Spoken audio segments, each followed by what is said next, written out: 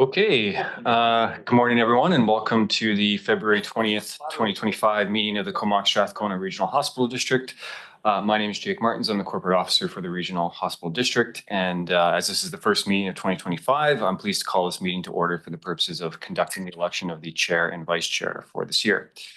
I want to start just by acknowledging that we are meeting today on the traditional unceded territory of the Comox First Nation, and that the Comox Strathcona Regional Hospital District service area includes the Coast Salish, Kawakawak, and Nuu-Channel territories. We've noted here that the election of the chair and vice chair process is governed by the CSRHD Board Procedures Bylaw number 248. And that process generally provides for a nomination of any directors for the position of chair and vice chair. Should more than one director be nominated and accept that nomination, we will then proceed with a secret ballot vote. As you will acknowledge, we have a number of directors joining us today remotely. And so in that case, should an election be required or voting be required, we will send an email to those directors specifically online and seek their response via a response email. Are there any questions concerning the process before we begin? Looking around the table and looking online, not seeing any. So with that, we will start with the position of chair first. And so I will call a first time for any nominations for the position of chair, and I will start with Director Grieve. Thank you very much. I'd like to nominate Doug Hillian. Thank you. I will call a second time for any nominations for the position of chair. And I will call a third and final time for any nominations. Seeing no other nominations, Director Hillian, do you allow your name to stand?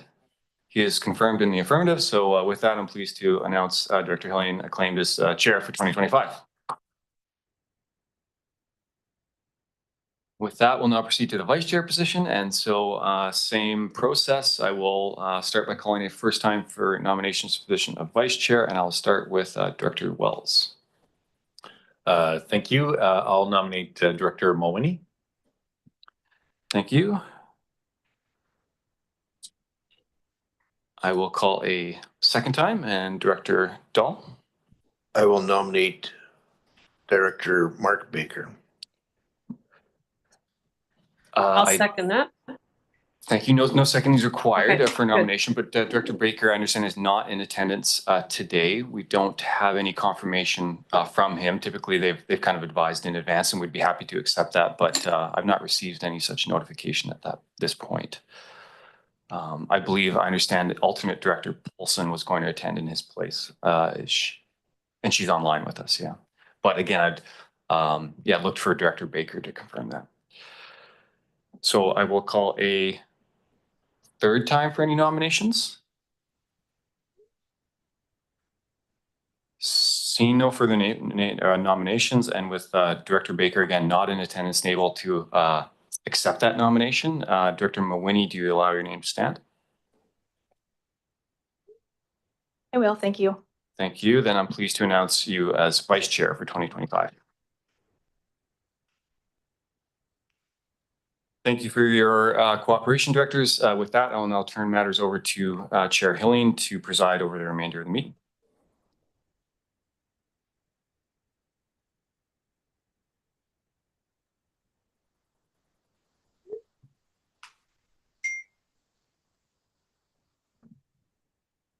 Thanks very much, directors, and it's a pleasure to continue to serve, and I'll do my best to represent this board and support the ongoing work of our hospital district. And I do appreciate the opportunity to serve and appreciate the opportunity to continue serving with Director Mulwiney, and although serving with Mayor Baker would have also been totally fine. But we do have rules of procedure, and those are being adhered to, so we'll carry on that basis. I want to just acknowledge that we do have Island Health staff with us today. And as we all know, we're living in very interesting times, and no more so than for those in our system who help provide health services that are so vital to our communities. So we'll do our best to work together to provide the best service we can within the mandate that we serve. So we'll move on with our agenda, and our first item of business is the Comox Strathcona Regional Hospital District Remuneration Bylaw Update. A motion for receipt, please. Mr. Chair. Oh, sorry, minutes. We do have minutes. There we go. Adoption of minutes. Thank you. Moved by Wells, second by Grieve. December 5th minutes. All right. So apparently we have some errors. Director Mooney. Thank you, Chair. I had noticed when I looked at the minutes that it had mentioned that Director Edward Grieve was the vice chair at the December meeting, and I don't believe that was to be true, so.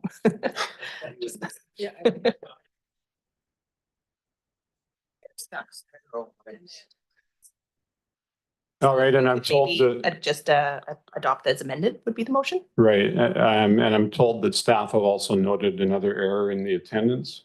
Oh. For James Warren.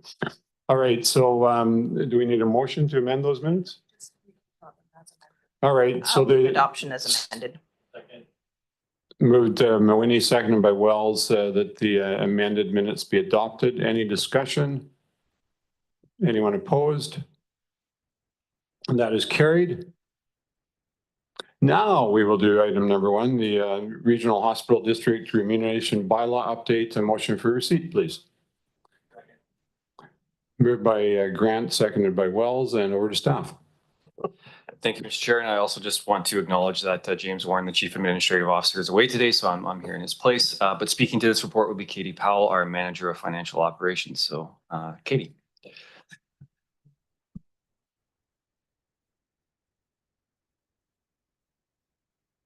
Thank you, Jake.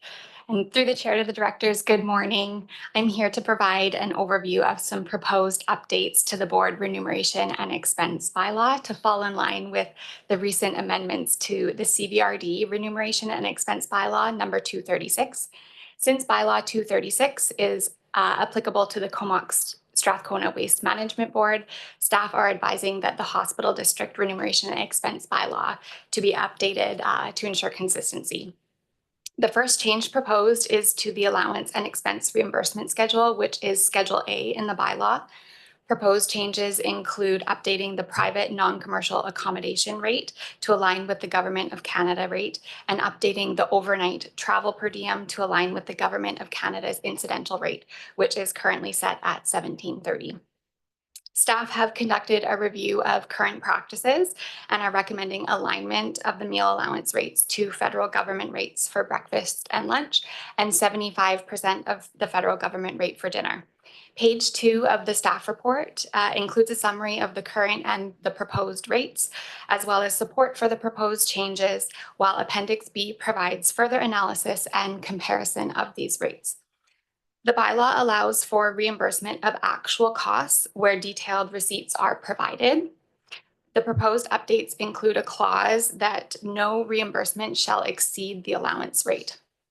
The final update proposed is to Schedule B, eligible kilometerage and travel time. The schedule has not been updated in over 20 years. It's been reviewed and updated to focus on travel to and from meetings in Courtenay and Campbell River, to add Cayuquet, to the list of locations and to correct any onerous or outdated travel times and locations. So that concludes all of the proposed changes to the bylaw, and I'd be happy to answer any questions. Thanks very much. Questions or comments from directors?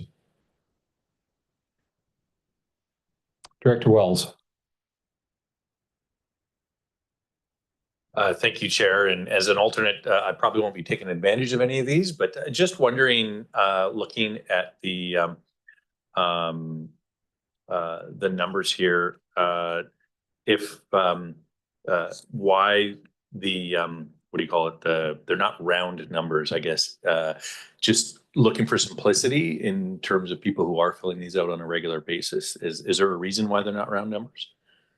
Yes, thank you. And through the chair, these are the rates that are set by the federal government. So by benchmarking to those, it does allow for us to update when the changes are made. However, they are not round numbers. So I do understand for ease of use, there might be a little bit more math involved, but all of those rates are listed on the most recent director claim forms.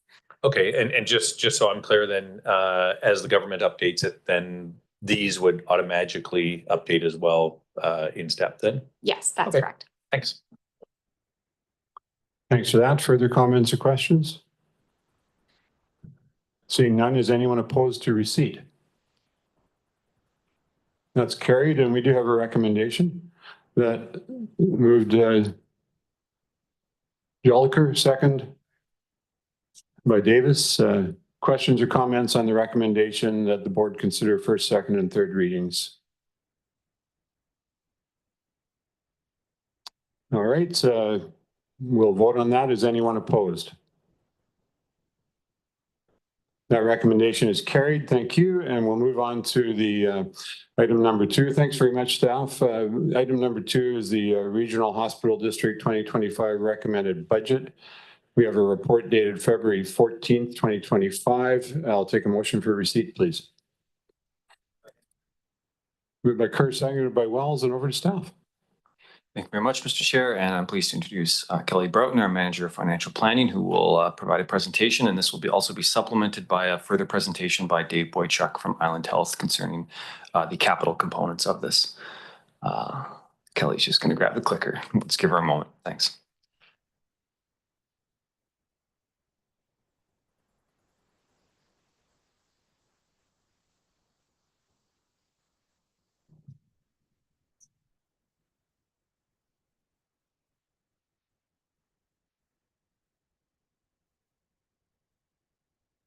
Sorry.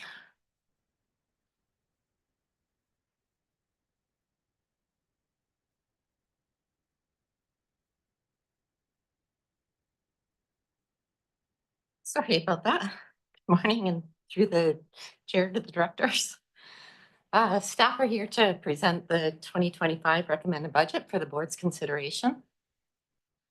The preparation of the Comox Strathcona Regional Hospital District's budget is guided by the board endorsed financial planning policy as prescribed by the Hospital District Act. Regional hospital districts must prepare and adopt a provisional budget prior to the end of December 31st of the previous year and adopt the current financial plan by March 31st.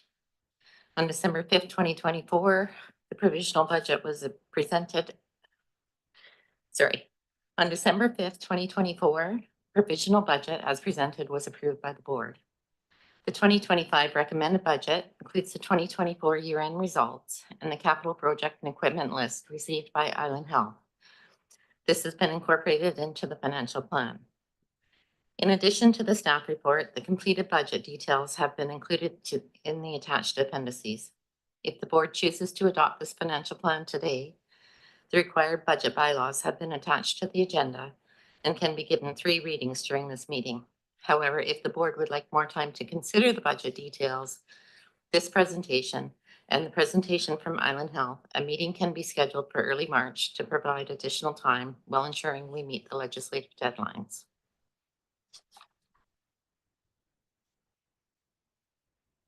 The status of the current priorities identified during the board's strategic planning are: the long-term care facility design work was started during 2024 and will continue into 2025. The recommended budget contains the 2024 unspent approved funding of $1,621,562 and does not include any new funds for this project. Once the design is finalized and the project advances to the next steps, Island Health will return to the board with an updated project details and a request for funding. Included in the budget is $120,000 for up to 12 named facilities for global grants of $10,000 each. At this point, only 6 facilities are considered named, but the remaining $60,000 will be available in the event that the province does name new facilities. The budget does not include any funds for the Community Health Hub. However, staff are continuing the discussions with Island Health. Any project updates along with potential funding request from Island Health will be brought back to the board for future consideration. Finance staff have not changed the funding strategy of reserves of debt and believe that it continues to be sound and achievable within the current requisition amount. Once more details have been refined for the health hub and the long-term care facility, staff will update and reevaluate the strategy. Recommended budget contains minimal changes from the provisional one presented in December. The 2024 surplus is $3.47 million. Interest revenue has been increased by $1.2 million. The provisional budget had been increased by $250,000 over 2024.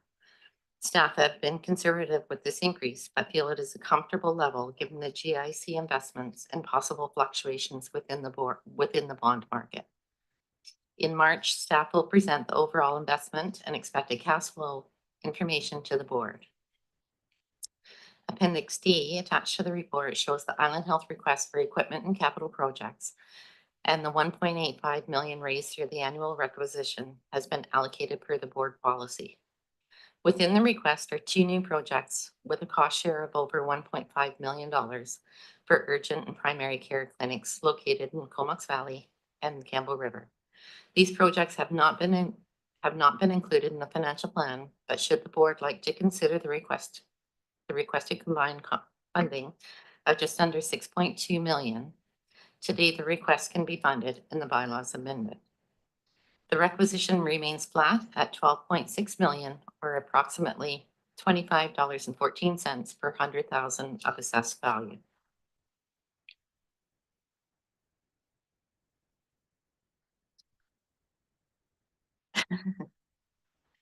The 2024 surplus is $3.465,435. Out of that, $1,607,880 is 2024 capital projects still in progress as of December 31st and will be carried forward into 2025. The unallocated surplus of $1,857,555 was derived from $1,736,735 increase to interest revenue over the 2024 budgeted amount of $550,000 for a total revenue of $2.2 million. $39,000 was an increase in the grants and lieu revenue over 2024 budget. And we had $81,764 in reduced spending from administrative and other categories, including governance expenses, and savings of $33,160 resulting from fewer board meetings. As a direct correlation of the reduced board meetings, the travel expenses were $9,851 less. Legal expenses, the budget was $10,000 and we had no fees incurred in 2024. And $28,666 was budgeted for strategic planning and studies that was not expended in 2024.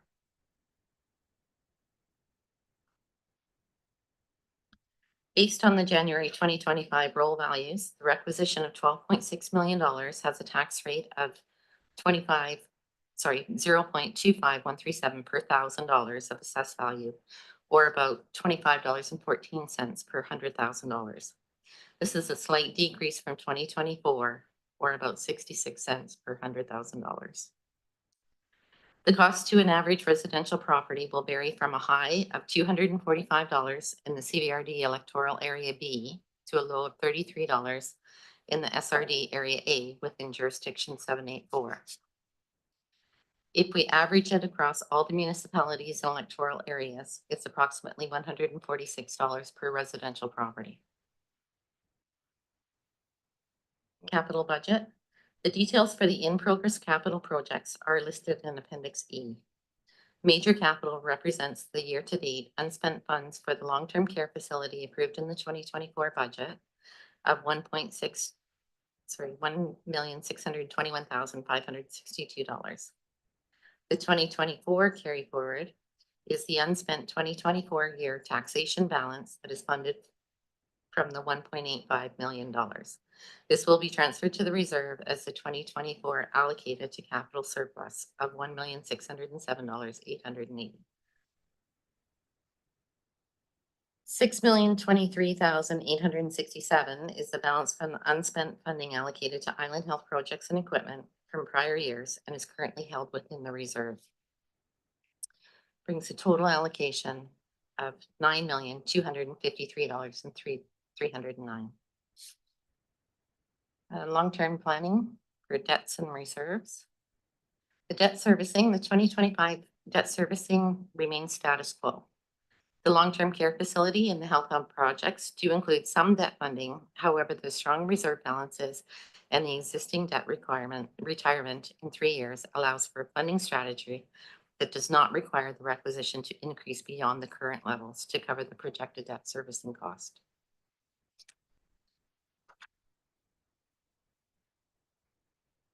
Once Island Health has finalized the details for the health hub and the long-term care facility projected costs, a comprehensive analysis that will optimize and leverage the existing reserves to minimize future debt servicing costs will be brought forward to the board for consideration.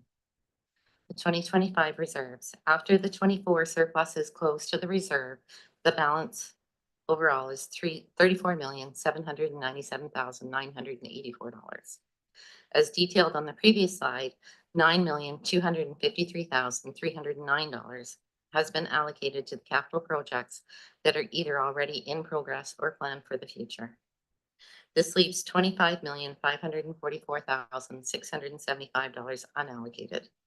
This unallocated amount is the base for the funding strategy for the health hub and the Campbell River long-term care facility. If the board would like to fund the urgent and primary care clinics, the 40% share of $6.2 million can be funded entirely from this reserve without impacting the existing funding strategy or increasing the requisition. Now this brings us to the options and the recommendations. We have two for you. One, that the recommended financial plan be approved as presented, or if you would like to, we can make amendments to that. Bring it back in the future.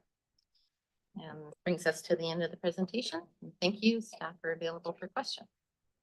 Thanks very much, Kelly. I'm sure we'll have questions and comments around the table, and looks like Director. We'll start with Director Mawhinney. Thank you, Chair. It's probably not a very complicated question. I was curious when I was looking at the chart that you put up there with the list of all of the areas and also that are included in the hospital district and also in the report. I didn't notice a list for, maybe I just missed it, for the Cayuga Chapultepec First Nation. And I wasn't sure if they were a part of the health district, but I think they are because we are funding them. Mm-hmm. So I'm just curious that they aren't listed in the comparisons. I'll have to confirm, but I believe they are part of the SRD electoral area A. Excuse me, Kelly, could you use the mic? Thanks. I'll have to confirm where exactly their assessed values are within the reports that we get from BC Assessment. So we can do that and bring that back to you. You just need it closer to your mouth. That's Sorry. We will confirm where that assessment is located within the BC Assessment role and bring that back to the board. Thanks for that response. We have an online question from Director Paulson. Oh, sorry, Director Sinnott. I'm just going to read it out. I have a question regarding the policy and duty we have to taxpayers on setting an amount for the long-term care in this budget when there is now material uncertainty of this project moving forward, fiscal pressures now and projected for the province to move forward, and the fact the site is unknown. I believe we're going to have Dave Boychuk from Island Health presenting to us in a moment. Do you want to address this now, Dave, or do you want to wait till you make a presentation? Sure, come on up.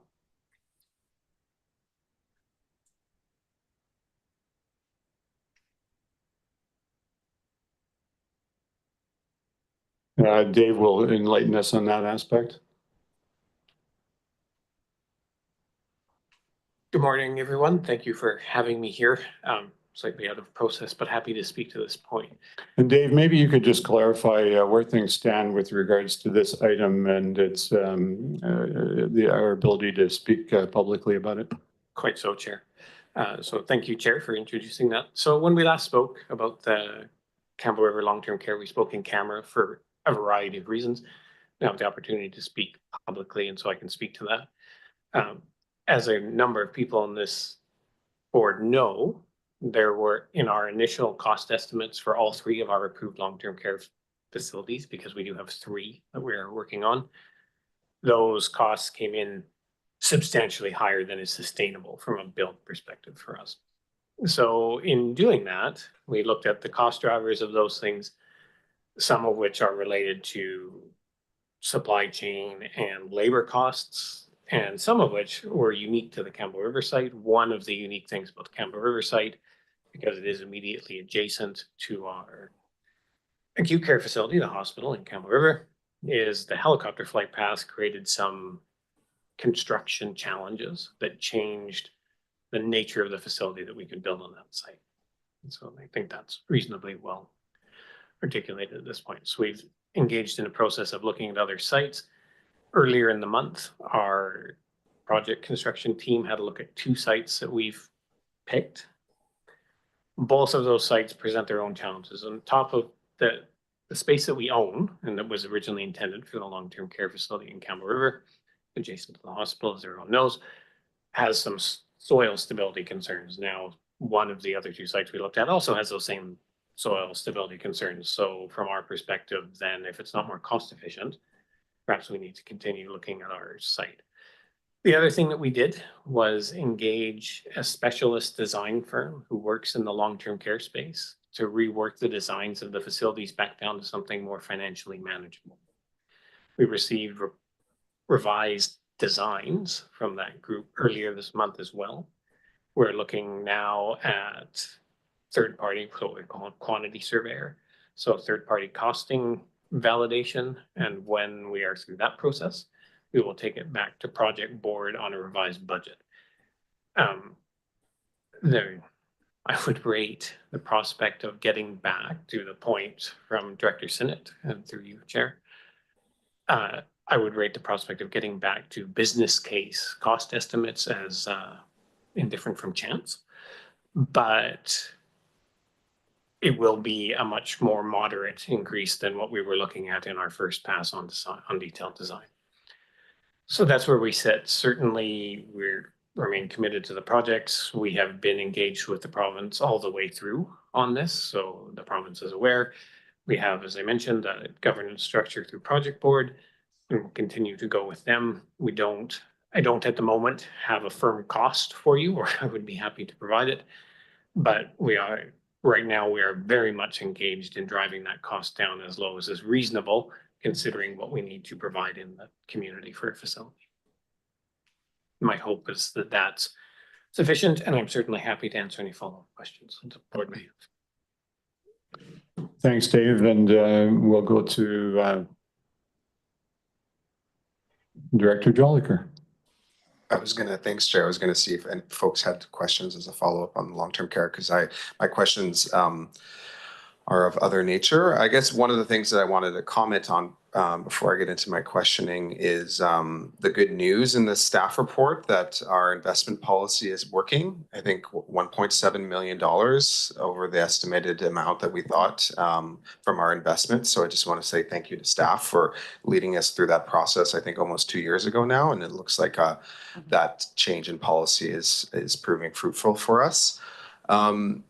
I do have some questions in part related to some of the breakdown that's in the bylaw in the budget, but it is also in the staff report, particularly on Schedule D of the bylaw, which kind of breaks it down by year of the prior year surpluses, which I guess is where my concern is. And I'd like to hear from staff as it relates to our hospital board financial allocation policy. So there are amounts that are outstanding going as far back as 2018. And I think in one of the budget documents as well that lists all the minor equipment, that there's something as far back as 2017.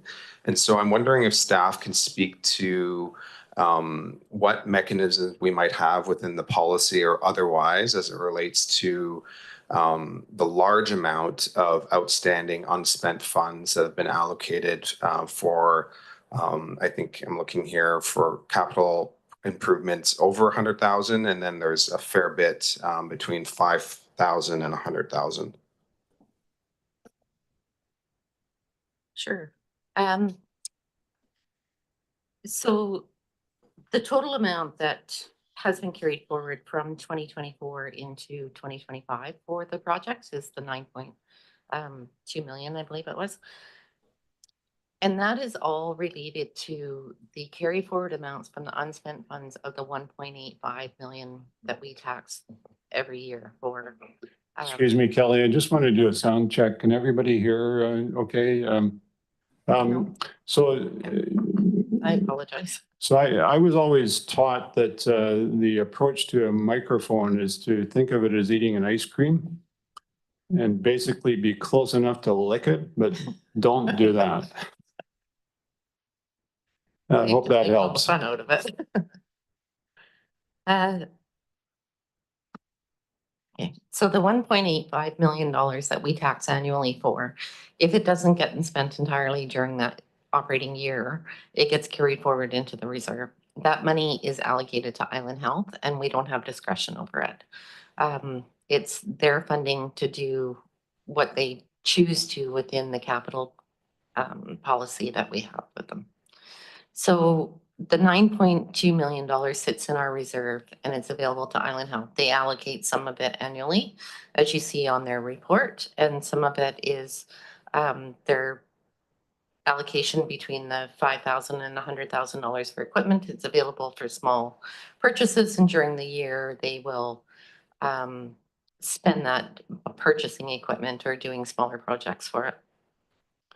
We always spend the oldest money first.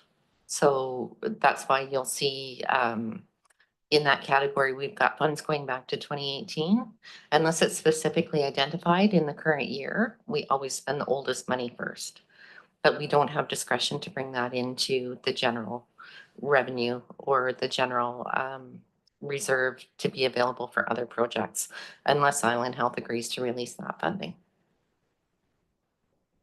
Yeah, thanks. We'll give Director Jolicoeur a follow-up and then move to Director Dahl. Yeah, thanks, Chair. That's really helpful.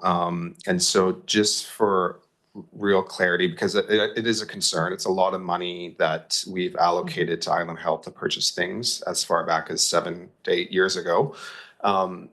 That's a policy decision within our policy, or is that through the hospital act, the hospital board act? Like, is this a policy level conversation if we wanted to entertain that, or is this a legislative, provincially mandated financial arrangement?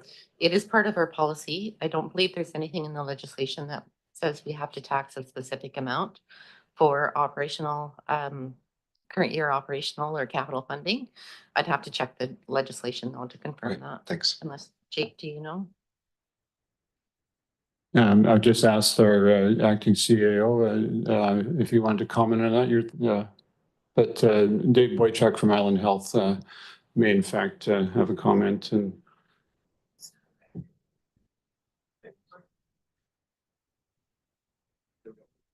you're on now. Sorry, my apologies. I'll leave it on next time as I've been taught by the chair. I can't speak to your internal policy. I can't speak to what the act says, Director, and through the chair. The Regional Hospital District Act, which is the piece of legislation that governs us most closely, compels the RHD to contribute to capital projects by way of the relevant regional health authority. That's us here at Island Health. It is silent as to quantum. So what that's to say, the act is unhelpful to us in that it compels the RHD to contribute, but does not say how much, or even what sorts of things. We often get tied up in a discussion of what's a hospital or not a hospital, or what we call a designated facility. That in turn definition is called out in the Hospital Act. and could be boiled down to anything that the Minister of Health says that it is by way of the minister's authority to make such an order. Thanks for that. Uh, And acting CAO Martins? Thanks. And Dave, are you able to speak to the past projects at all in terms of their status? Like the director mentioned, some of them are getting on in age. So just curious what we can expect or what we know about those projects. I can speak in general terms. I'm not fluent enough with the specifics of those projects from that time, and I can certainly follow up should the director wish and the chair. But I can speak generally speaking, here in the valley and frankly across all of our operations on the island and a little bit on the mainland there. Where we have unspent money, it's one of two things. One of which is sometimes physical projects unfold more slowly than we expect. The long-term care facility would be a good example of that, where our planning cycle has thrown some unexpected things at us. One of the things through COVID times, particularly where we saw supply chain disruption, was very long time dilation in our projects while we waited for equipment. We also now, like everybody, face quite some significant labor challenges. I can say in the valley, for example, we have a fairly long-term project on lease consolidation we've been working on. That's just coming to fruition now. So some of that money previously voted will come forward now. It's been a long process to get there because, as I'm sure the board is aware, particularly in this location, space is challenging, especially enough space to run clinical operations out of. Equipment would be rather more rare, and we do from time to time go through and look at things that haven't been acquired, take those off some books, which then presents the opportunity to either retask that capital, which is the more likely answer, or in the alternative, return it back to the tax base. Thank you, Dave, and we'll go to Director Dahl. I did have a follow-up to Councillor Director Sinnott's question. I'd like to hear from staff what adjustments were made to this budget when they heard that the Campbell River project was not going forward. Now, I want it to be understood, this isn't going forward for an additional year. It's not going forward for several additional years, possibly ever. There's no location and there's no funding through the Treasury. The funding through the province was lost when it didn't move forward. We've been contributing to this for a period of time already. It was announced in the spring of 2023, and up until October of 2024, there was a location. And the city of Campbell River, just found out that that location had now been deemed unsuitable last Friday, I believe, or Thursday.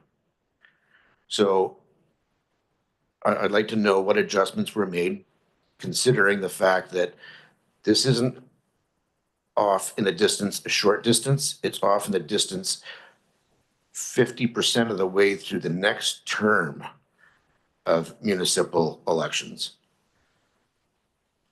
Sure. I can answer that we haven't made any adjustments for it. In 2024, the board approved $2 million, just over $2 million for the design phase of the project. And that's all that has been included in this budget is the carry forward of the 1.6 million left from that design phase. We have paid out just over $450,000 to Island Health for invoices related to design only. And that there's no new additional funding added for this project. And in the event that the project does proceed, then Island Health will return to the board and make their presentation. And at that time, we will revisit our funding strategy. For right now, the funding strategy is still based on the concept that the project will proceed.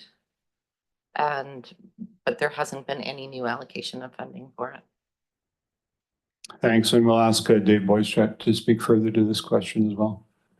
So simply to clarify from Island Health's perspective where we are with the project, as the director rightly says, we are working on site location. There is no change in Island Health's commitment to the project. We expect it to proceed. I don't speak for the province, but I do understand that the allocation, the original allocation for the project remains in the 10-year capital plan at the provincial level. So that's not a change. We do have things to work through. We continue to work through them, and we do not expect to either walk away from this project nor to materially, like it may move around within the Campbell River region, but it will remain in Campbell River. Thanks for that. And we'll move to Director Wells. Thank you, Chair. Just as a follow-up to Director Jolicoeur's comments and questions around projects that are basically sitting in abeyance. I wondered if it makes sense to almost have like we have the resolution status report. It kind of gives us a history of things, and maybe not to be too onerous, but maybe once something hits a threshold that seems reasonable, like 2 or 3 years, like at 3 years, maybe it gets put on a report just to kind of give us a sense of what's happening with it. And maybe that's a bit of a nudge as well, that, you know, is this something that's going to happen, or is it better just to put it back for use on another project? I see Dave nodding his head. Do you want to respond to that, Dave? I was mostly nodding to my counterpart to say, certainly I, with my team, we're certainly agreeable to that suggestion, Director. Thanks for that suggestion. It sounds like it's going to be followed up on. Did you have something else, Director Wells? We're just going to say, does that need to come up under new business as a resolution, or is nodding heads? Thanks, Mr. Chair. So my suggestion here is that we take this to our liaison meeting with Island Health and talk about how this could best come forward to the board on a regular basis. Clearly, it's something we rely on them to help inform the details of it. So perhaps we can come back to the board just a bit of a sense of this need and our ability to deliver on it. But I think through Island Health and the regular attendance, we can look to provide more regular updates on these projects, or at least some sort of status in that regard. Okay, I'll leave it with that. Thanks. That's a little more substantial than the nodding of heads. Thanks for that useful suggestion. Director Kerr.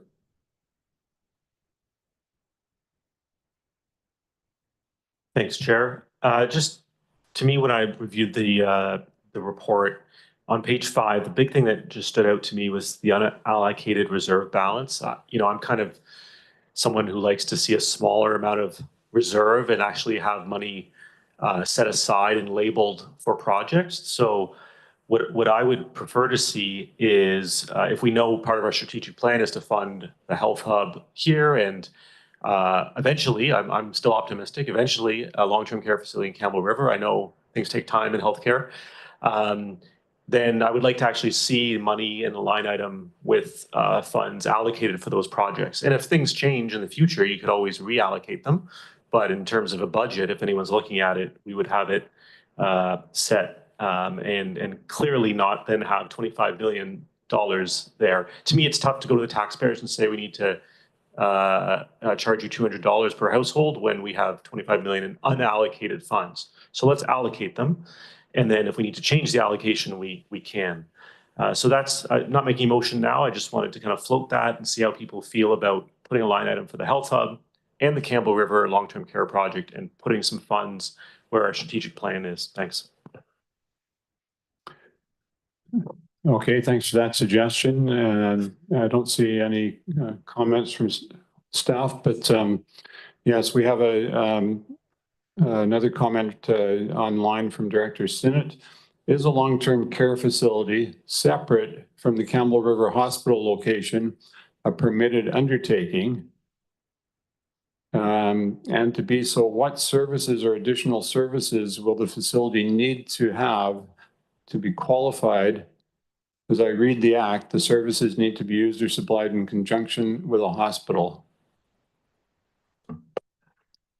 Yeah, Mr. Chair, I can try and answer this, and Dave, I welcome you to jump in. But Dave mentioned earlier on the designation of the facility. That is the requirement under the Act that it's designated by the minister. And so part of this process that's been identified by the board as a strategic priority, and Island Health has identified that the ministry would be designating this facility to ensure that our funding is lawful and eligible. Thanks for that. And we'll go to Director Jolicoeur. Thanks, Chair. Just to follow up on Director Kerr's comments around the unallocated reserves. You know, I was a little, there's a few surprises in the staff report.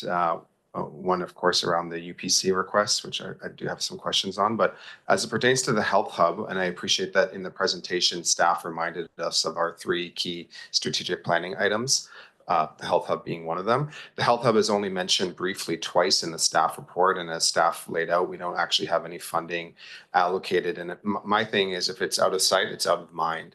And we have heard from Island Health around some of the challenges around finding a location. But I agree with Director Kerr in that I think allocating funds for the planned health hub would be more appropriate and would continue to demonstrate to the community that we're serious about moving this project forward, as well to our partners in the province and with Island Health. So I would support a motion to allocate some of the funding from the unallocated reserves to specifically some of the major capital for the health hub. So just would like to hear from staff what that would look like in terms of a motion. Do you need a dollar amount? It doesn't actually say. I know that in our strategic planning, we had estimates both for the LTC, but also for the health hub. And that's long ago now. So I can't actually remember what dollar amount we're thinking for the health hub. And I understand that it's obviously related to the costs for the land purchase and the square footage, but wondering if staff have any thoughts around what that could look like. Sure. Kelly? So we can definitely come back at some point with a report if you wanted to allocate specific dollar amounts for each project. That's great guidelines for us to work in, with the understanding that we do need to be able to be somewhat fluid and adapt to the changing cost escalations that are occurring right now. We have built the strategy using the projections from, I believe, 3 years ago. And we can definitely circle that back with you to show you how much we had allocated from the reserves towards each project. The reserves also include a component for asset management practices. Both of the hospital locations are going to need upgrades at some point, probably not too far in the distant future. So that's also a part of the consideration of the reserve dollars that we are saving right now. But definitely we can come back with a report. And Director, you may want to bring forward a resolution after we've dealt with receipt requesting a staff report on reserve allocation. Okay, thanks. Yeah. And Director Wells. Thank you, Chair. Yeah, just also want to echo support for Director Kerr's, Jonathan Kerr's idea here. I guess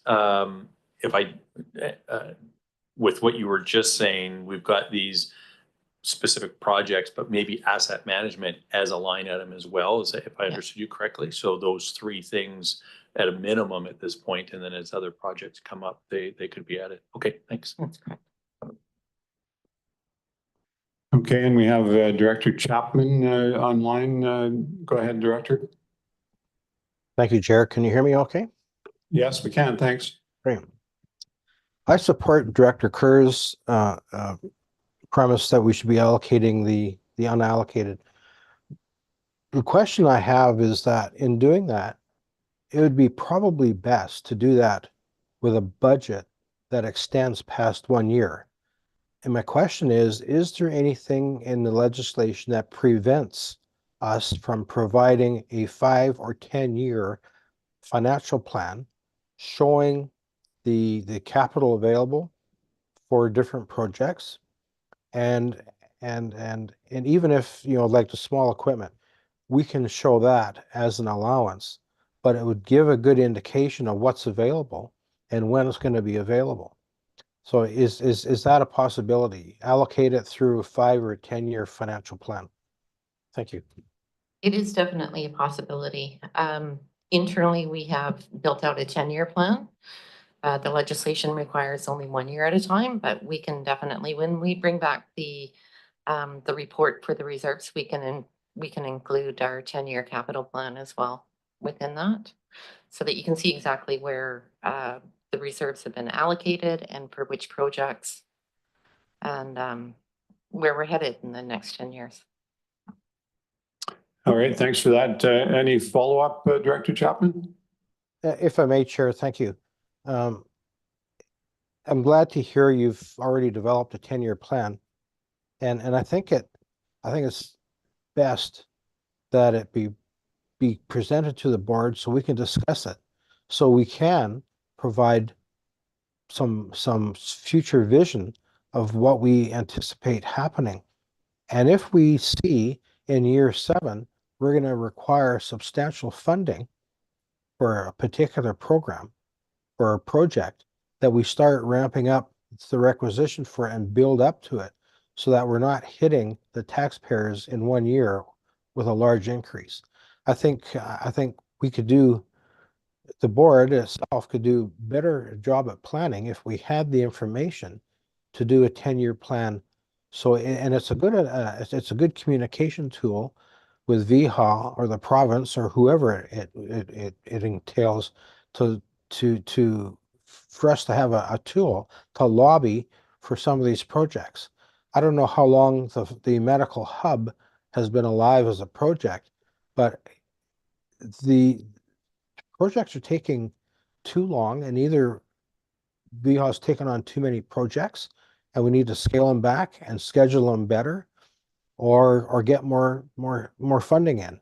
But we cannot sit this long with facilities being stretched to their limit and not provide some support from us. Thank you. Thanks for those comments, and Acting CAO Martins has a contribution. Thank you, Mr. Chair. Yeah, so when the board did undertake your strategic planning process, that type of long-term planning analysis was undertaken as part of that. And you know, in short, my understanding was that there was a clear identification of the requisition being able to essentially stay the same while being able to fund your strategic priorities. Kelly's committed to kind of bringing back this 10-year capital plan as part of the staff report, and so I think that will hopefully give the board another look at that and a refresh on that overall plan, and help inform your decisions going forward. Thanks for that. And I don't see any further comments or questions. Yes, I do. Director Jolicoeur. Yeah, thanks, Chair. Just was curious if the presentation from our Island Health colleague was around the new requests on the UPCs, because I do have questions around that, but I can hold them. Thank you, Mr. Chair. Yes, so when the time is right, we're looking forward to welcoming Dave to speak specifically to those new requests that have been identified in the staff report. Okay, and I guess my last question, Chair, if that's okay, outside the UPC, in this year's budget, we have around 79,000 of unallocated funds in the 1.8 million that Island Health has put forward for their minor capital. Is that a typical amount? Is that, again, something that's found in the policy? I guess my concern is because we've just heard there's about $9.2 million of unspent allocated funds to Island Health for minor capital. They've come back with 1.37 with 79,000. In the grand scheme of things, 79,000 is quite small when we're talking 9.2 million. But I think it just, for me, is a demonstration of a trend that we are providing funds for Island Health to purchase really important equipment for our facilities, and we aren't able to get that through the door. So wondering again if there's any language in our policy around unallocated, allowing and approving unallocated funds in that 1.8 million. So, thank you for the question. It's a bit complicated.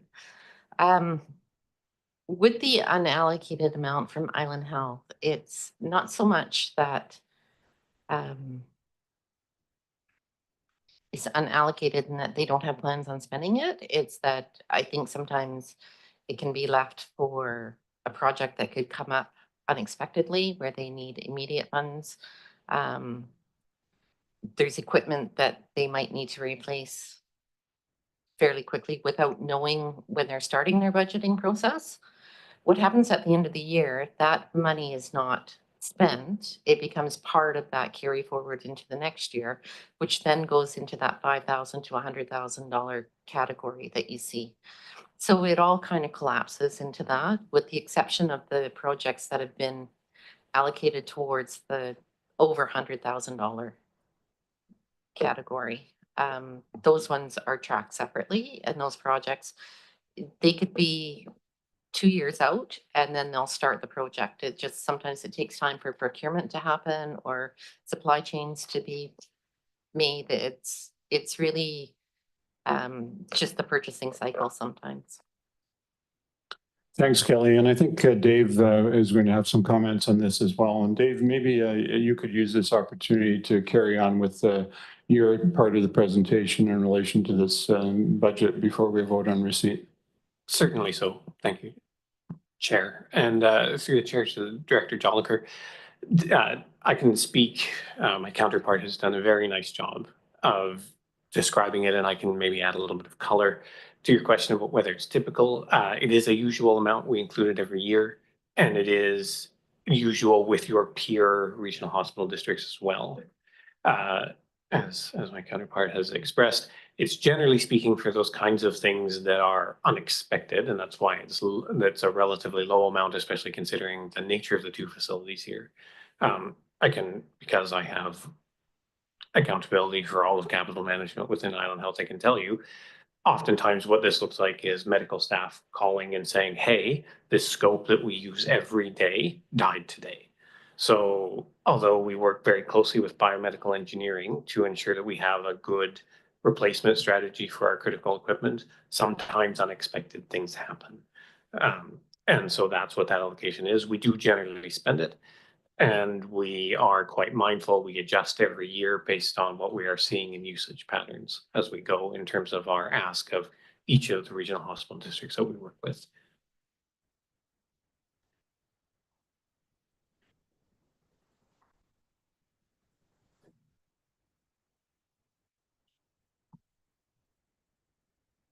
Kelly? Hi, sorry, I just, thank you. I just noticed that on bylaw number 305, if you're looking at it, there's an error in both Schedule C and D. The year should be 2025 and it's identified 2024. So we'll ensure that we fix that. Just. Thanks for noticing that. And back to Dave. My thanks, Chair. And to the board, now we're into sort of more general remarks. So as we have been doing, and this is your meeting, and so I'm here to address anything that you wish to talk about. We've talked about a few things. This is in two parts. In the first, we're going to talk about the urgent primary care centers because they're new, and that's a new ask. So, and then we'll talk about the more ordinary things. I will say this, ordinarily I'm here with my friend and colleague, Max Yeshik. Max is not here today. Max is my clinical counterpart. And so I will ask for a little grace in the board in that you are receiving clinical information from an accountant at this point. And I perhaps look to your colleague, Dr. Kerr, to fill in anything that I get wrong. In terms of, I am, of course, familiar with what it is that we do in the organization, but again, I'm an accountant. So my thanks in advance for your grace. So urgent and primary care centers, you could think of them. So a couple of background points before I get too far into this. You're going to see a few different healthcare related terms here. When we say unattached patients, we don't mean partnerships. You're perfectly welcome to have whatever kind of partnership you wish. We mean that you are not otherwise attached to a primary care provider. Generally speaking, that would be a nurse practitioner or a physician, but there's an array of people that we think of as primary care providers. So when we say unattached, that's what we mean. The others, just to situate sort of overall language, primary care, obviously then is those nurse practitioners, physicians, and as everyone knows, because I think you cannot avoid it in the media, there are a large number of people who have a challenge finding primary care providers. I will also say that the involvement of health authorities like Island Health in the primary care space is relatively new. This is not where we've been in the past. And so part of that is as the province changes our mandate, you're seeing new things coming forward. We do have urgent and primary care centers in South and Central Island that are existing and operating now, just for context. So a UPCC, and we'll just call them that going forward if that's okay. And I'm not going to read these slides to you, just to be clear. is designed to provide care for those patients presenting with relatively urgent care needs, that sort of 12 to 24-hour care window, that are less acute, which is to say less perhaps urgent or serious than the level of expertise and resourcing that we find in an emergency department. So in some respects, this does help reduce the amount of pressure that we see in our emergency departments. This is also, because it is episodic care, provides a feedback to that person's primary care provider if they are an attached patient, because the UPCCs do provide care to both. So key attributes of the UPCCs, as you can see, they're open longer hours. They're not 24/7 as is an emergency department. They are highly flexible. Sorry, I've lost my way in my notes here. Highly flexible and interdisciplinary team-based resource. They're filling that gap between for unattached patients and for people who can't get an appointment with their primary care provider fast enough to address the urgency of the complaint. Generally speaking, they're staffed with family physicians, nurse practitioners, RNs, social workers, and mental health and substance use care providers. So who's being seen at the UPCCs? Just as the slide suggests, it's episodic care, which is to say come in and we use that as opposed to longitudinal, for example. So it's open to all, including visitors to the community. That said, there is a priority population that the UPCCs target, and those are frail elderly patients, complex unattached patients who have complex care needs, our Indigenous populations, our mental health and addictions populations, and that work around cancer and other chronic disease screening. Access to a UPCC is generally first point of contact is the phone, and they can speak, prospective patient can speak with an RN, and that will then determine the access and flow for that patient. So the RN will make a decision about which team member at the UPCC is best positioned to provide care for that patient. The RN can also offer like point of contact, support and advice on treatment, or direct patients to an alternate level of care. Perhaps the emergency department is very acute or another community health provider. Generally speaking, patients will be given a same day in-person or telephone appointment, depending on the nature of what they need. I appreciate that this next one's a wall of text, and so we're not going to go through the whole thing. But what this is intended to show is that for patients with a primary care provider, essentially these are those episodic things that are less serious or urgent than what needs to be seen in an emergency department, but can't wait for provider time to get with their primary care provider. So you can see some of the commonly presenting conditions: respiratory infections, earaches, eye irritations and injuries, fever and flu, those severe sore throats, coughs, headaches, that kind of thing. Minor bleeding, cuts requiring stitches. The UPCCs also provide for patients who don't have a primary care provider those screening things for cancer and chronic diseases, forms for workers' comp, insurance, driving, all of those sorts of things that would ordinarily be handled by a patient's primary care provider and certainly can't be provided, for example, in the emergency department.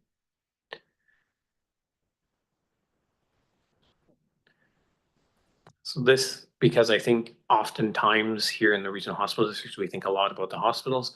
This is just designed to draw out a little more about the differences between the emergency department. And obviously in the emergency department, we see severe illness where immediate attention is required. Life or limb is generally the way we refer to that kind of severity.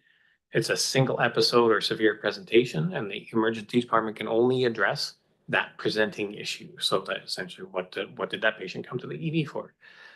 The UPCC provides faster, so read more timely, access for minor illnesses.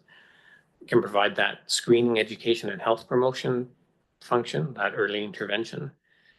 they can work with patients on health maintenance and chronic disease management, which is again different from the emergency department, ongoing prescriptions, and they can address within the realm of the reasonable the full suite of issues that a patient might choose to present with when they arrive. That brings us to the end of the prepared presentation on UPCCs. I'm happy to provide any additional context, answer any questions the board might have at this juncture. Dave, do you want to just comment on the context in relation to this current budget and what has brought this up now? Yeah, I certainly can. So as I say, the involvement of the health authority, us, and all of our peer health authorities in primary care is relatively new. I say we do have, so this is provincial direction. The provinces, and I'm going to get the number wrong, but I believe that there are 30 UPCCs across the province in planning. And so these are new facilities, and there is direction from our colleagues at the province to bring it forward to you as the regional hospital districts to seek cost-sharing funding on them. Hopefully that addresses the question, Chair. Thanks. Okay, questions or comments from directors online or around the table? And Director Joliker? Yeah, thanks, Chair. Yeah, I was quite surprised actually to see this in this staff report, and I appreciate that we've heard a little bit more about UPCs. We had a big celebration here in, I think it was June, the mayor was there. And so we have our phase 1 of a brand new UPC with, I think the province spent 190,000 in capital upgrades. I guess my concern is we've gone through quite an extensive process in establishing strategic priorities for the board. We're having a hurdle with the name sites, the LTC is delayed, the health hub is delayed, and now we're being asked, I think within a budgetary process to consider new capital expenses. And it just doesn't necessarily, for me, feel like the process that I would have liked to have entertained. And I appreciate that the health authority is simply taking direction from the province. And so I guess I feel uneasy in considering this without actually having, I know that we have a correspondence from a director at Island Health, and it's kind of in the correspondence to our CAO. But I'm wondering if there's any sort of, and just a quick Google search also shows that there's actually a fair bit of hospital boards that have been surprised by this request. Penticton, Cranbrook, the Sunshine Coast. And so I definitely think there's probably a disconnect between the province and hospital boards generally as it pertains to requests for support for UPCs. And so I guess my first question is to staff and perhaps the chair around correspondence from the ministry or the province more broadly. We have the correspondence as it relates to the budget requests, but have we had any correspondence or any meetings with the province where they've indicated that this is something they would like for us to consider? Thank you through the chair. No, is my understanding. We have not had beyond this correspondence that we've had that's attached to this report. I've not, it's not crossed my desk. Right. And I guess I should have prefaced that, again, we're all very excited that we have UPC here in the Comox Valley, and I believe there's one in the hospital in the Campbell River. And so, and even the staff recommendation uses language like new, and we hear it from our Island Health colleagues, new. And so that's my other line of questioning is pertaining to the existing UPCs. Is this request to add net additional new FTEs for services within a UPC model, or is this to replace the existing UPCs both in the Comox Valley and the Campbell River? I can speak to that, Chair, through you to the director. I'm not going to speak for my peer health authorities who all of us take direction from the province. What I will say is generally speaking, the province looks to us as the health authority to interact with you as the regional hospital district. The correspondence you have from probably Director Jesse Tarbotton is in my group. So that's where you would have, that's where that correspondence would have come from. As to, and I'm sorry, I've totally lost the thread now. Net new UPC, or are these, is this a replacement of the existing UPCs that we have? the existing UPCC here in the Comox Valley was set up as temporary. It's insufficient to need on capacity both and as well as from what we need to ordinarily be doing for providers. We do feel that the urgency in providing access to care, and so that's why the initial one has been set up as temporary. That was always the plan. So that is a temporary facility. As we get the permanent facility established, it will assume all of that work that's being done in the current one. Great. I do have just a comment, Chair, if that's okay. I guess. Yeah, if you make it brief, thanks. Yeah, thanks. You know, 180,000 in renovations. I've been to the one here in the Comox Valley. It's great. It's a nursing center. I understand that we, of course, need more capacity to serve people. The hope was that the UPC would be in our health hub. We're being asked now to pay for renovations of another facility for UPC to go into, but the intent is for it to be moved into the health hub. And so I definitely prefer for us to be focusing on moving that project forward, the health hub, because that's where the long-term vision is for the UPC. So I'll just leave it at that. Thanks. Thanks for that. And any comment, Dave, before we move to the next questioner? I'll very briefly, Chair. I feel the frustration as well, Director. Part of our challenge is that, yes, the health hub is proving quite difficult to site. We do not feel that we can wait for the health hub in order to provide the UPCC and the access to service it provides. In a perfect world, we would absolutely like to have those things co-located, and in the distant future, that may very well be true. But because we are looking at a greenfield build for the health hub, we need to move more quickly than that. And so that's, but I hear you on the frustration. Thanks. And alternate director Nickel. Oh, thank you, Chair. Just a quick question. As far as the decision to go to hospital emergency or the UPCC, who's going to make that decision? Having worked on several major construction sites as a level 3 first aid attendant, I've dealt with minor injuries and some pretty serious injuries.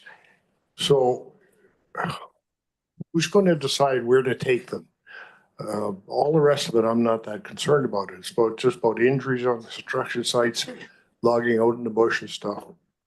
Who makes that decision? Because a one-stop shop is better than going to one place and then they're going to refer them to another place. Little concerned there. So I can speak to that because, so for Island Health's perspective, it's the patient's discretion as to where they're going to present. And they'll be seen at either location, depending on where they present. So you can imagine that a very injured patient might turn up at the UPCC and be triaged immediately and have the UPCC, no, we're sorry, you definitely need to go to the emergency department. The emergency department sees everyone who presents, will stop. So it is patient's discretion as to whether or not, and so for care providers, and perhaps to the unspoken part of your question, BCEHS, being the ambulance service, does not ordinarily bring patients to a UPCC. We are piloting that in one location right now, and it is a pilot. Thanks for that. And we'll just ask Acting CAO Martins to clarify that this item is not actually in the current budget, and recommendation 2 does speak to it. Jay? Thank you, Mr. Yes, that's correct. So right now, this request from Island Health is not included in the recommended budget that's before you now. You'll note the recommendation there that we ask Island Health to provide further information on this matter. And so later on this year, you could make the decision then to fund this, and we can make a budget amendment accordingly to provide for that. But we don't need to make a decision in this meeting at this moment. Thanks for that. And we have a question in the chat.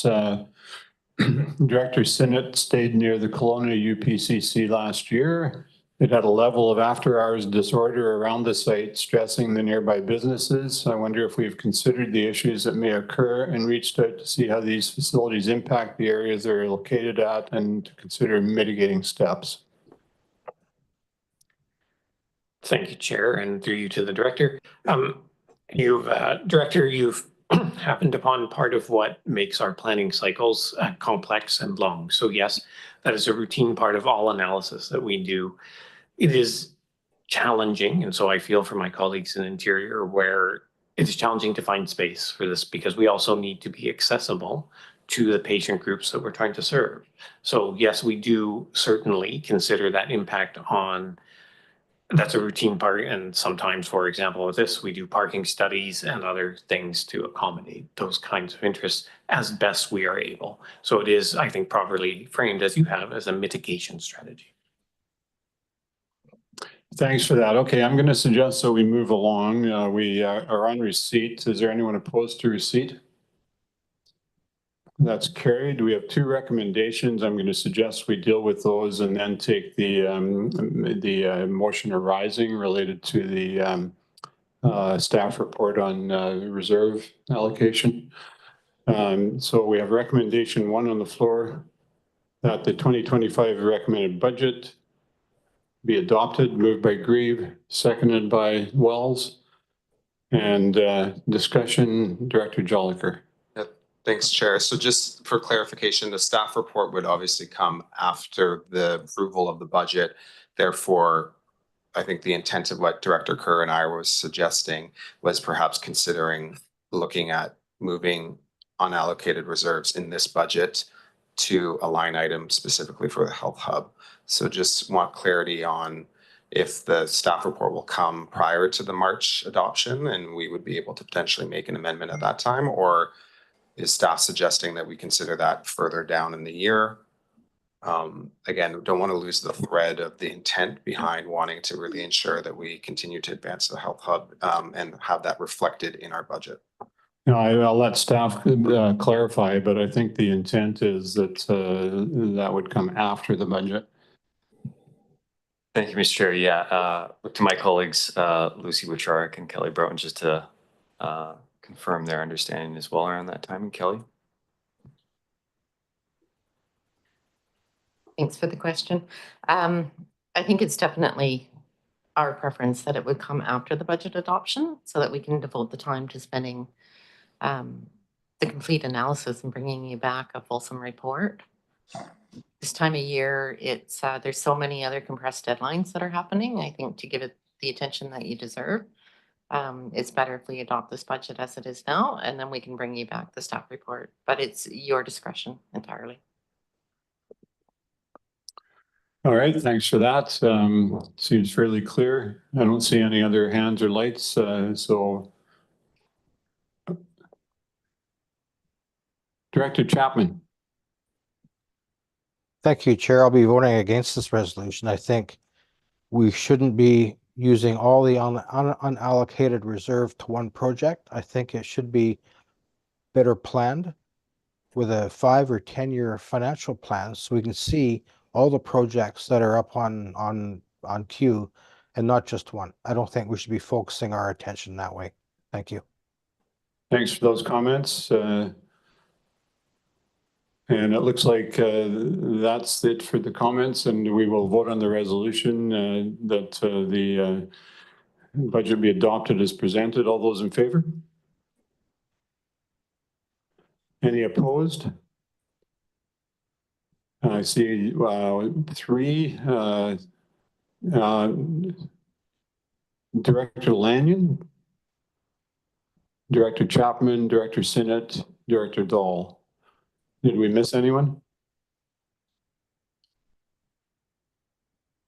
I would say the motion is carried, and that's been confirmed by staff. Thanks for that. We have recommendation number 2 that Island Health be requested to provide further information on their major capital requests for contribution to proposed urgent primary care clinics within Campbell River and Comox Valley. Somebody care to move that? Moved by Wells, seconded by Nickel. Discussion. Can we make an amendment to include the capital request with respect to the long-term care facility in Campbell River? I'll make a motion. Perhaps you could put your hand up when you want to speak, just so it's clear who's speaking. That's Director Sinnott? Yeah, Director Sinnott, I'm sorry.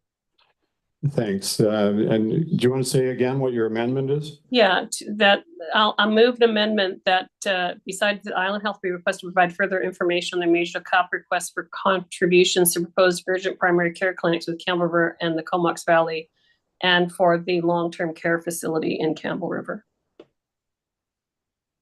Okay, is there a seconder for that amendment? Second. All right. And Director Chapman on the amendment.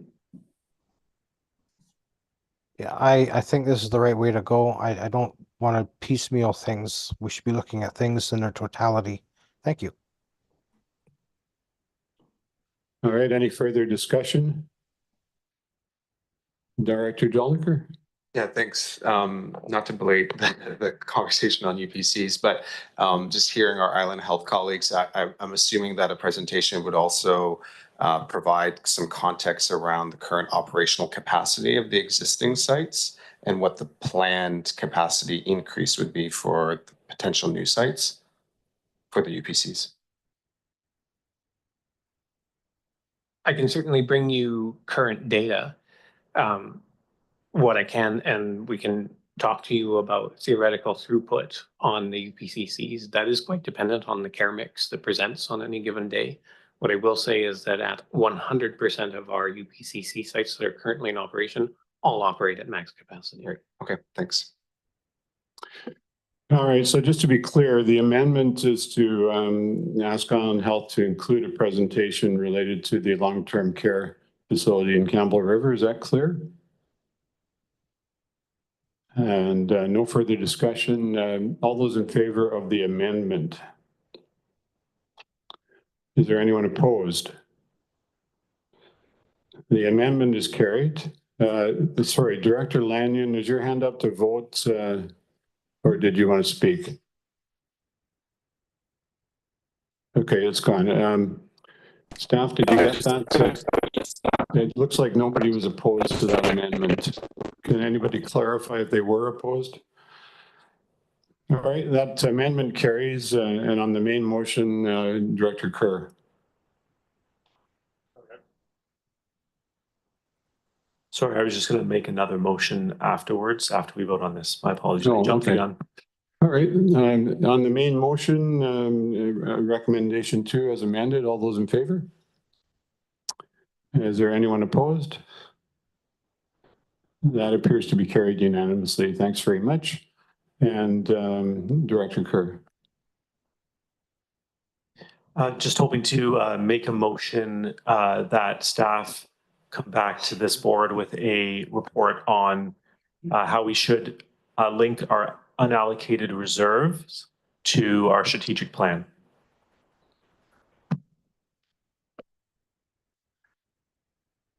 So paraphrasing somewhat, you're requesting a staff report on the link between the unallocated reserves and the hospital board strategic plan. That seems clear. Second. I believe we have a seconder in the room. Thanks for that. Any discussion? All those in favor? Anyone opposed? That is carried unanimously. Thanks very much. And we're moving along to the resolution status report dated. Director Joliker. Thanks, Chair. I just have another question. Maybe staff can help in the letter. Can you tell me what it's pertaining to, Director Joliker? I want to be clear that we're in order here. Yeah, letter from Island Health. Around, I'm wanting to make another motion, just not to lose it, so that we're not surprised. On the last paragraph of their first page, it speaks to them wanting to work with us on a withdrawal management and supportive recovery center. And so I'm wondering if staff can speak to that. I just don't want to be in a place where we're surprised next year that they're putting in a request for another thing that's not in our strategic plan. So I'm wondering if staff can speak to that, if we need to put a motion together so that we can actually work on having that conversation. I think I'm going to move that down to new business if that's agreeable to the table, so we can get through the rest of the agenda and then address that. Thanks. Okay, so we have the resolution status report dated February 25th. The motion for receipt, please.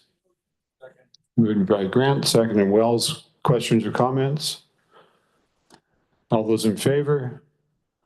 Any opposed? That's carried. And we move into bylaws and resolutions. We have The recommendation for bylaw 305, the annual budget bylaw, that it be given first and second reading concurrently. Mr. Chair. All right, hold on here, Mr. Martins. Thank you, Mr. Chair, and sorry to interject here. So just wanted to confirm that we would look to amend the bylaw per the previous statement, I believe, by Ms. Broughton concerning the correction for 2025 in Schedule C and D, I believe. Yeah, so if board willing, that we'd suggest that a resolution be passed to amend the bylaw to that effect and then proceed with readings. All right, so the bylaw will be amended accordingly based on the mistake related to the date. And are you requesting a motion on an amendment first or? Correct, take it either. So a couple of options here. You could pass a motion to amend the bylaw to address that correction and then proceed with first reading as amended. Or you could give first reading as it is now and then amend it and give second reading as amended, if that makes sense. All right, so we'll take a motion to amend the bylaw as per the date correction noted by staff. Moved by Mawini, seconded by Terrian. Any discussion? All those in favor? Any opposed? That's carried. And now the amended budget bylaw for first and second reading. Moved by Grieve, seconded by Grant. Questions or comments? All those in favor? Any opposed? That is carried. Third reading, moved by Grant, seconded by Wells. Questions or comments? All those in favor? Any opposed? That's carried. We now have bylaw number 306, the Regional Hospital District Capital Expenditure Bylaw. A motion for first and second reading, please. Moved by Grant, seconded by Mawini. Questions or comments? All those in favor? Any opposed? That's carried. Moved by Grant, seconded by Terrian for third reading. Questions, comments? All those in favor? Any opposed? That's carried. And we now have bylaw 307, Comox Strathcona Regional Hospital District Remuneration Expenses Bylaw. Moved by Grant, seconded by Wells, first and second reading. Questions, comments? All those in favor? Any opposed? That's carried. Third reading, moved by Grant. Seconder? Second by Terrian. Any comments? All those in favor? Any opposed? That is carried. We have one item of new business, Director Jolliker. Yeah, thanks, Chair, and thanks for bringing it forward where it belongs. In the era of collaboration, and I do recognize that this was a topic that many of us brought forward at the strategic planning session around supporting people in our communities who have mental health and substance use challenges. And I appreciate that the province is committed through the Road to Recovery program. But curious if staff have any thoughts around us also needing to plan to have a planning session with Island Health around what their intent is for, as they've said in their letter, a withdrawal management and supportive recovery center and a partnership opportunity for the capital expenses for that. Thank you, Mr. Chair. So I don't have any specific details on that initiative at this point, but welcome Dave Wojciak to provide some comment on that. Thank you. Both. Sorry. To your question, Director, this is part of Road to Recovery and the capital envelope from the province on that. The reason it's not included in detail in this letter is we're simply not far enough along in planning given what direction we received and when we received direction from the province to bring it forward to you now. So that's why we would like to speak with you more about it. And we would certainly be happy to engage in that planning session as you described. Thanks very much. And perhaps that'll be a subject of our next liaison meeting that we can report back to the board on. All right, I do believe we've reached the end of our agenda. And is there anything else that I've missed? All right, thanks very much, everyone, for your participation today, your constructive suggestions and engagement. And with that, and thanks very much to Dave and to Kelly for all your work and responding to questions. Much appreciated. And we'll take a motion for termination. Moved by Wells, seconded by Davis. All in favor? Any opposed? That's carried. Thanks very much, everyone.